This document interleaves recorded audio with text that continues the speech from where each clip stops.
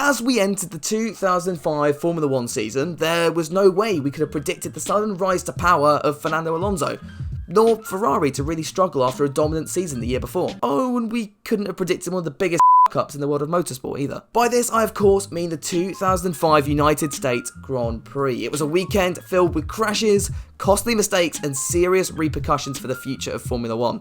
The end result was the race starting with just 6 cars, but how did this come about? Hey there guys, I'm Will and welcome to FP1. And well, today I thought we'd just sit down and discuss this complete mess behind the race in a little bit more detail. If you do enjoy this sort of video, do consider leaving a like and subscribing to the channel, as I've got a few of these already up and a load more in the pipeline going forward.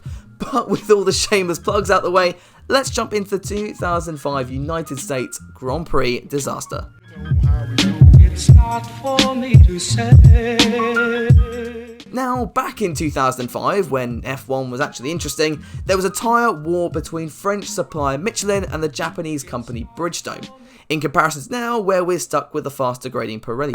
And as we entered the 2005 season, the former of these two entities were looking like the more favourable package.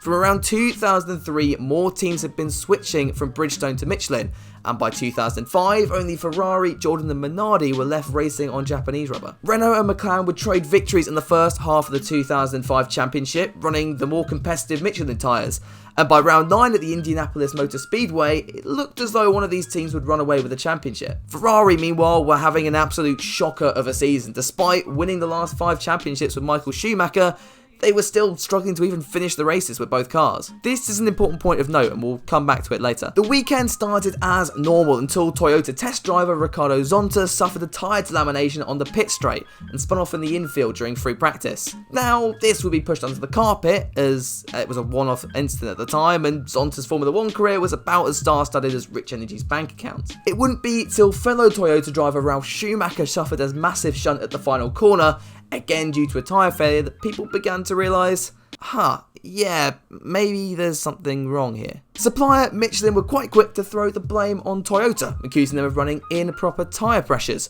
Toyota would come back at this with this strange little thing known as evidence, and pretty much prove that there was something wrong with the makeup of the Michelin tyre itself. Not good then. Remember that in 2005, 7 of the 10 teams ran with this same tyre, and these guys now not in a position to start the race was very quickly becoming a reality. Either way, qualifying went ahead as normal, with the Michelin shod cars filling the first 2 rows, with Trulli on pole in the other Toyota, Kimi Raikkonen in second for McLaren, Button in third for BAR, and Giancarlo Fisichella fourth in the Renault. It wouldn't be till Michael Schumacher in P5 that we saw the first of the Bridgestone runners, with his teammate Rubens wingman Barrichello languishing down in 8th place in the other Ferrari. During this time though, all the drama was unfolding off the track rather than on it. Michelin had ran tests on a batch of tyres and discovered that the Indianapolis banking at turn 13 was causing the tyre to load beyond the safe levels it was designed for. Now, this meant any car running longer than 10 laps was at risk of the same fate as Zonta or Ralf Schumacher. At this point, they approached the FIA and were like, yeah, okay, so the cars are too quick and they're destroying our tyres as a result, so you've got to go slow them down. Now, with the possibility of losing 14 of the 20 runners, you'd think maybe the FIA would just consider this. Well, they didn't. Michelin were given just a big f*** you and told to get new tyres. Unsurprisingly, with the race only a day away, the guys came back and said, yeah, well, we've not got enough of that. Michelin would go back to their original idea about slowing the cars down, proposing adding a chicane before the final turn. Now, this would mean that the cars would travel over the bank corner at a much lower speed, and thus reducing the load on the tyres and lowering the chance of a failure. This also gained the support of F1 boss Bernie Ecclestone and then owner of the Indy Speedway, Tony George. So, problem solved, right? Well, no. Race director Charlie Whiting was massively against the idea of a chicane, claiming it posed a safety risk to the spectators. Yeah, because the original idea of a faster corner with a concrete wall meters in front of a large crowd wasn't? More importantly, Whiting's views were backed up by FIA President Max Mosley, and at the time, his decision was final at the end of the day. The teams then arrived on Sunday expecting to see a chicane before turn 13, but there was nothing different from the day before. This naturally infuriated the Michelin runners, who would host meetings with Whiting and the FIA demanding to add a chicane, or they just wouldn't race. But if you thought this couldn't get any crazier, I mean, it's an FP1 video, it was about to. Rather than add the chicane, the FIA suggested what they called feasible alternatives. Well, you say feasible, I'd say laughable.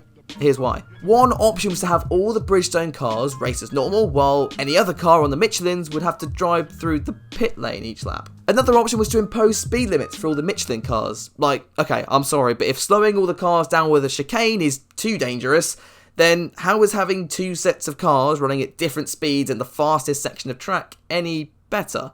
Like, sorry, that's just an accident waiting to happen there. But this story gets even better. Unhappy with the FIA's response, the Michelin teams and Bernie Ecclestone of all people decided to just go out and build this chicane onto the track themselves. Personnel walked onto the circuit and started moving tyres from turn 10 to create this chicane. And what followed was possibly one of the most funny, serious F1 arguments of all time. Whiting and the teams would get stuck in a back and forth feud not too dissimilar to a spoilt brat of a child and his parents arguing over the latest new game in the toy shop. It would have gone something along the lines of this. Guys, just move the tyres back. No.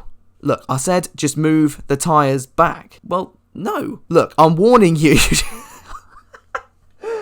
Oh, what am I doing? Even two of the Bridgestone teams, Jordan and Minardi, were up for letting everyone race and adding the chicanes, even though this posed taking away an incredible chance to score points or even a podium for those teams. Of course, there was one team against this. No points for guessing who that might be. Now, in Ferrari's defense here, this was a season where they were really struggling to find their form, and this was basically an open goal to score a win and start fighting back towards the Renaults and McLarens. But anyway, Whiting told the teams that if there was a chicane put in place, the FIA would not take any part in the event and the race wouldn't count as part of the Formula 1 World Championship. Now this would surely deter the teams from crossing the guys on top, right? Well, actually they had a plan for this too. The teams were discussing replacing the FIA officials with members of their own race teams in order to ensure the race could go ahead, FIA or no.